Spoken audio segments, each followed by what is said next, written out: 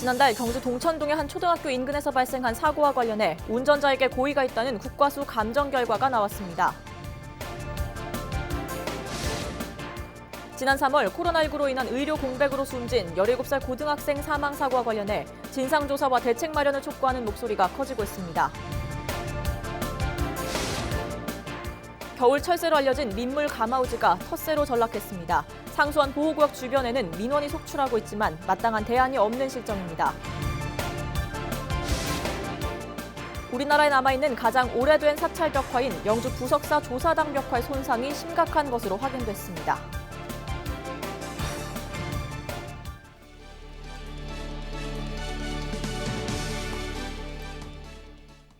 여러분 안녕하십니까? 헬로티비 뉴스 대구 경북입니다. 18일 오전 0시 기준 대구에서 코로나19 확진자 1명이 추가됐습니다. 신규 확진자는 남구에 거주하는 20대 여성으로 영국에서 지난 16일 입국했고 동대구역 도보 이동형 검사에서 양성 판정을 받았습니다. 경북에선 12일째 1일 신규 확진자 0명을 기록하고 있습니다. 최근 모든 학년의 등교 수업이 시작됐지만 대구에선 하루 평균 1000여 명이 코로나19 확산 우려로 학교에 가지 못한 것으로 나타났습니다. 전면 등교 수업이 시작된 8일부터 5일간 하루 평균 1164명이 등교 중지 대상이 됐습니다. 대구시 교육청은 등교 전에 학생 본인이나 학부모가 자가진단 시스템에서 건강 상태를 입력하면 지침에 따라 등교가 결정된다고 설명했습니다. 학생 몸에 열이 있거나 기침, 오한 등 의심 증상이 있는 경우, 동거 가족 중 자가격리자가 있는 경우 등에 해당하면 등교 중지 대상에 포함됩니다.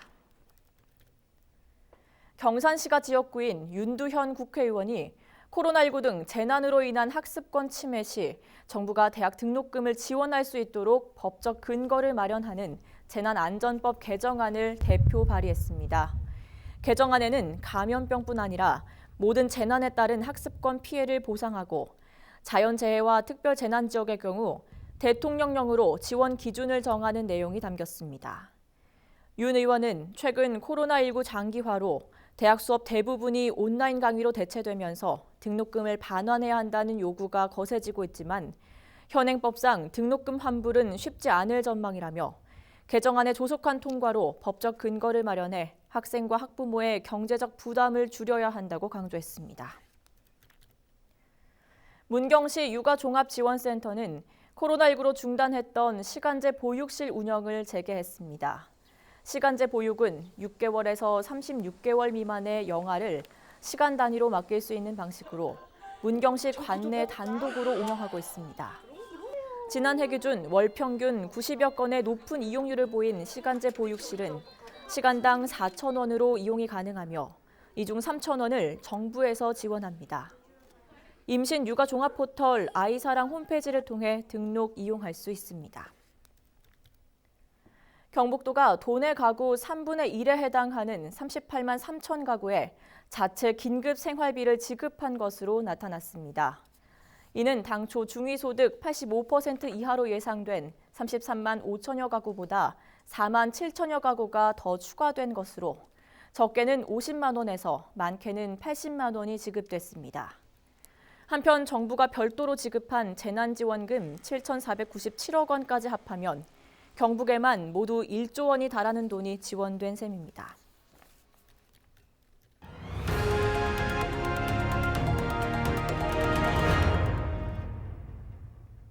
코로나19 확진자가 급증하던 지난 3월, 경산에서는 폐렴 증세를 보이다 숨진 17살 고등학생이 있었습니다.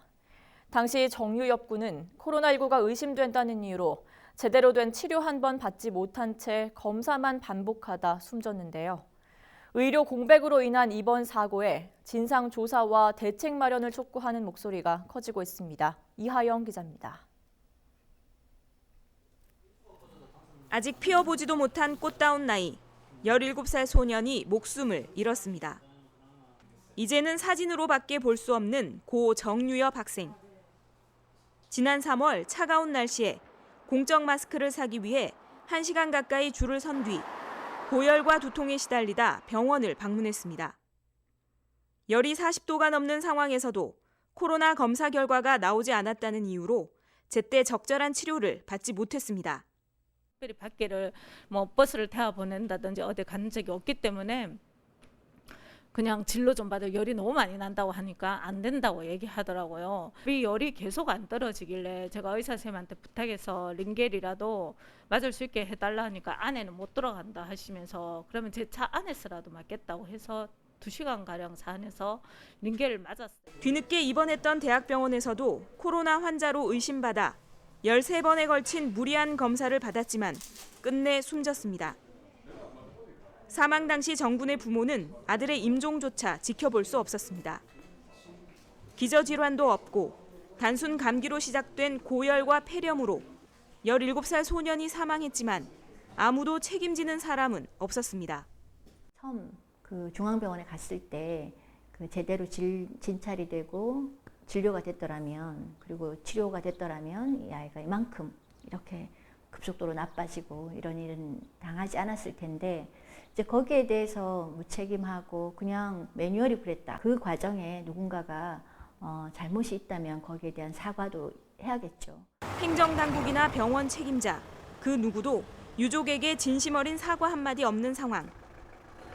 정군의 부모와 시민사회단체는 진상조사와 대책 마련을 촉구하며 청와대 앞에서 기자회견을 열기도 했습니다. 유의배 같은 경우는 정말로 병원, 국가, 시 전부 다 제일 나쁜 코스를 밟아서 나쁜 것만 다 하다 보니까 최악의 상황까지 가지 않았나 그렇게 생각되는데 우리나라 전체가 여기에 대한 대비책을 마련하는 그런 수순을 밟기 위해서는 제대로 된 진상조사가 이루어져야 한다는 것 선제 조건이 있을 것 같아요. 통계청 자료를 보면 지난 1월에서 3월 사이 사망자가 지난해 같은 기간에 비해 대구 경북에서 10% 증가했다는 결과가 나왔습니다. 이들 중 상당수가 코로나19가 아닌 응급 환자들로 병원을 제때 찾지 못해 사망한 경우라는 분석입니다. 코로나 환자 빼고 600에서 700명이 더 사망했다는 걸 무엇을 의미하느냐. 그거는 일반 환자가 치료를 제대로 못 받아서 사망한 것이다.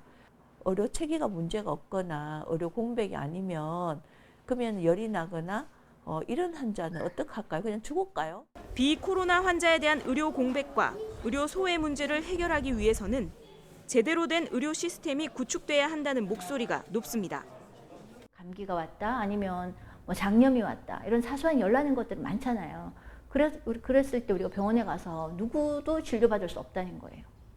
이거 굉장히 심각한 문제다. 중요한 문제이고 그래서 경산에서 이제 이 일이 일어났고 이 죽음이 안타깝고 정말 애통하지만 이것이 헛되지 않도록 하려면 이 기회로 의료 체계가 제대로 서는 것이 더 중요한 과제인 거죠. 공공병을 만들어야 돼요. 그러면 근역별로 하든지 아니면 경산이 시립병원을 하든지 아니면 재활병원을 하면서 공공병원의 역할 응급 체계를 강화하든지 지금 중요한 게 응급실이잖아요. 응급실. 그죠? 응급 환자에 대해서 가장 시급하니까 그 응급 환자에 대해서 어떻게 해야 되는지를 모여서 보건소에 있는 분들이 고민을 해야 되는 거죠. 그래서 이렇게 하려고 하면 돈이 얼마가 드는지 그다음에 도와 국가에 대해서 어떻게 요구를 해야 되는 건지 기한을 성립해야 되는 거 아닙니까? 사스와 메르스 사태를 겪고도 똑같이 반복된 억울한 죽음. 코로나19 사태 속에서 의료 공백 재발을 막는 계기로 삼자는 유가족의 목소리를 외면해서는 안 되는 이유입니다. 헬로티비 뉴스 이하영입니다. 겨울 철새로 알려진 민물 가마우지가 상수원 보호구역에 둥지를 틀고 몇 해째 떠날 기미를 보이지 않고 있습니다. 기후 변화로 인해 텃새로 전락한 건데요. 서식지에서 발생하는 분변과 악취로 인해 민원이 속출하고 있지만 뾰족한 대안은 없는 실정입니다. 전병주 기자가 취재했습니다. 상수원 보호구역의 가마우지 떼가 하늘을 날아다닙니다. 박수를 쳐보니 둥지에 있던 수백여 마리의 가마우지가 날아오릅니다. 겨울이 되면 우리나라를 찾았던 철새였지만 기후변화 등으로 텃새로 전락해 이곳에 눌러 앉은 겁니다. 가마우지 배설물로 인해서 악취가 심한데요. 보시는 것처럼 인근 나무들도 새하얗게 변했습니다. 안동시는 지난해 10월 기존 가마우지 서식지를 제거했지만 바로 인근 숲으로 가마우지떼들이 이동해서 둥지를 틀고 생활하고 있습니다. 오히려 서식지가 인근 학교와 더욱 가까워지면서 피해만 심해졌습니다.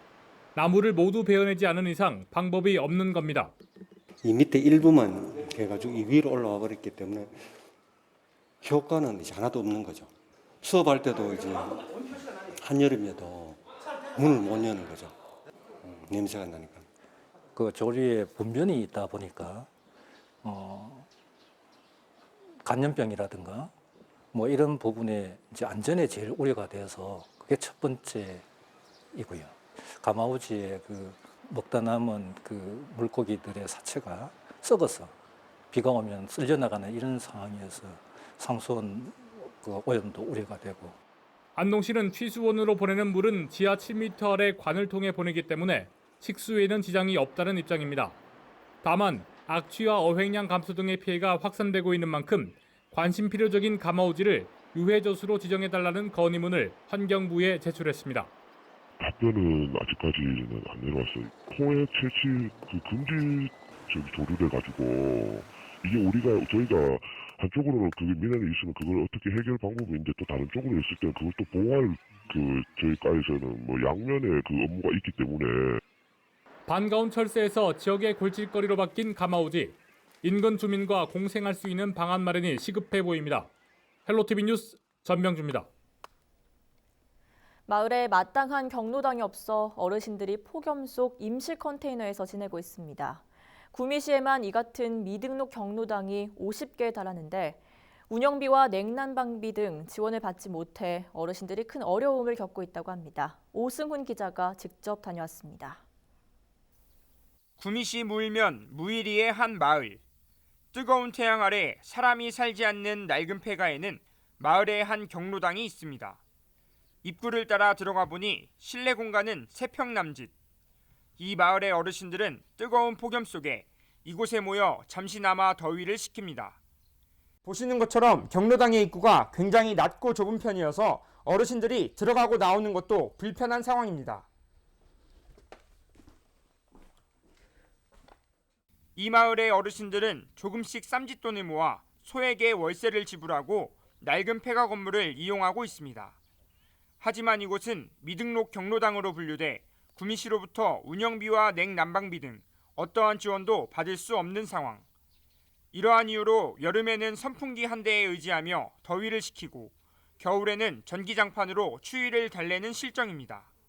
남자분들도 오시면 20명 넘고 이런데 그래 그건 또 선풍기를 하는데 좀 도와줬으면 좋겠네. 또 여름에는 에어컨이 없어서 선풍기로 이용을 하고 겨울에는 또 난방이 안 돼가지고 전기장판으로 하니까 아주 불편합니다. 이에 대해 구미시는 인가받지 않은 미등록 경로당에 대해 법적 근거가 없기 때문에 지원금을 줄 수 없다는 입장입니다. 또한 정식으로 인가를 받기 위해서는 소화설비와 경보장치 등 소방시설을 갖춘 정식 건축물로 리모델링을 한 이후 용도 변경을 추진해야 한다고 밝혔습니다. 하지만 구미시 조례에 따르면 경로당의 리모델링을 위해서는 마을에서 전체 비용의 20% 이상을 자부담해야 하는 상황. 시급한 조례 개정이 필요하다는 목소리가 나오는 이유입니다. 조례 제정을 해서 불합리한 지금 문제가 되어 있는 뭐 개인 부담 20%라 하는 이런 거는 삭제를 하고 읍면 동을 분리시키는 조례가 필요하다고 생각합니다. 오늘도 폐가의 작은 방 안에서 여름을 보내고 계시는 어르신들. 실효성 있는 대책을 마련하기 위한 조례 개정이 시급해 보입니다. HCN 뉴스 오승훈입니다. 영주 부석사 조사당 벽화는 우리나라에 남아있는 가장 오래된 사찰 벽화죠. 오랜 세월만큼이나 손상도 심각해 대책이 시급한 상황인데요. 문화재청이 앞으로 7년 동안 벽화 복원과 보존 처리 작업을 마무리하기로 했습니다. 박은경 기자입니다. 불교의 수호신 제석천과 동서남북을 지키는 사천왕, 부처님을 모시는 범천을 6폭에 나눠 그린 국보 제46호 부석사 조사당 벽화입니다. 1377년 의상대사를 모신 조사당이 건립될 당시 그려진 것으로 알려져 있습니다. 고려시대 대표적인 벽화로 우리나라에 남아있는 가장 오래된 사찰 벽화로 꼽힙니다. 고려시대 벽화로는 부석사 벽화가 지금 유일하게 남아 있습니다. 보통은 벽화 같은 경우에는 건물에 기속되어 있는 경우가 대부분이기 때문에 현재 많은 벽화들이 역사를 지나오면서 사라졌고, 하지만 보존 상태가 좋지는 않습니다. 일제강점기 벽면에서 해체하던 중 갈라진 부위에 바른 석고로 인해 벽화 전면에는 백색 오염이 나타나고 있습니다. 군데군데 균열은 물론 색칠된 부분도 양파 껍질처럼 벗겨져 나가는 등 보수 작업이 시급한 상황입니다. 부석사 조사단 벽화 상태 조사 결과 보존 처리가 좀 시급한 걸로 확인이 되어서 저희 문화재 보존과학센터로 이동해서 보존 처리 계획 중에 있습니다. 문화재청은 벽화에 영향을 주지 않고 내부 구조를 진단하는 비파괴 검사 등을 통해 손상의 정도와 원인을 조사한 뒤 오는 2026년까지 재처리 작업을 마무리할 계획입니다. 헬로티비 뉴스 박은경입니다. 지난달 경주 동천동의 한 초등학교 인근에서 발생한 사고와 관련해 운전자에게 고의가 있다는 국과수 감정 결과가 나왔습니다. 국립과학수사연구원은 추돌 사고 당시 운전자의 고의성이 있는 것으로 판단된다는 내용의 감정 결과를 최근 경찰에 보낸 것으로 확인됐습니다. 이에 따라 경찰은 운전자 A씨에 대해 이른바 민식이법이 아닌 특수상해 혐의를 적용해 구속영장을 신청할 방침입니다. 지난달 중순까지만 해도 감소하던 교통사고 사망자가 다시 늘고 있는 것으로 나타났습니다. 올 1월부터 5월 22일까지 경북 도내 교통사고 사망자 수는 115명으로 지난해 같은 기간 141명보다 26명 줄었으나 이후인 5월 23일부터 이달 17일까지 교통사고 사망자 수는 40명으로 지난해 같은 기간 28명에 비해 12명 늘었습니다. 경북경찰청은 특히 금요일에 사망사고가 집중 발생하고 있다며 금요일에 교통법규 위반 동시단속을 벌이는 한편 운전자 졸음이 많은 오후 시간대에 현장 순찰을 강화하기로 했습니다. 여름철 본격적인 무더위로 급성 호흡기 질환의 원인균인 레지오넬라균이 증식할 우려가 커지고 있습니다. 경상북도 보건환경연구원은 이에 대비해 대형 건물과 종합병원 등 다중 이용시설 냉방기 냉각수와 대형 목욕탕, 찜질방, 온천 등 목욕탕수에 대한 레지오넬라균 검사를 오는 8월까지 집중 실시합니다. 제3급 법정 감염병인 레지오넬라증은 연중 발생하지만 냉방기를 본격 가동하는 여름철에 발생하기 쉽습니다. 보건환경연구원은 지난해 2,230건을 검사해 312건에서 기준치 이상의 레지오넬라균을 확인해 청소와 소독 등 사후 조치 후 재검사하도록 시군 관련 부서에 통보했습니다. 질병관리본부 통계 자료를 보면 경북 지역 레지오넬라증 환자는 지난 2017년 10명, 2018년 28명, 2019년 31명, 그리고 올해 6월 현재 4명의 환자가 발생하는 등 매년 증가 추세를 보이고 있습니다. 경상북도가 안동시청에서 경북 관광 붐업을 위한 상생협약식을 개최했습니다. 상생협약식은 코로나19로 주춤했던 경북 관광의 분위기를 전환하기 위해 지역 관광 거점 도시로 선정된 안동시와 10개 시군이 참여했습니다. 협약은 관광 상품 공동 개발 및 홍보 마케팅 지원, 종합 관광 안내소 공동 활용, 공동 시티버스 연계 운영, 거점 도시 연계 프로그램 인센티브 지원 등의 내용으로 이루어졌습니다. 관광 거점 도시 육성 사업은 올해부터 2024년까지 국비 500억 원, 지방비 500억 원 등 총 1,000억 원을 투입하는 것으로 국내 관광객 1,800만 명, 해외 관광객 100만 명을 목표로 하고 있습니다. 이상으로 헬로티비 뉴스를 모두 마치겠습니다. 시청해주신 여러분 고맙습니다.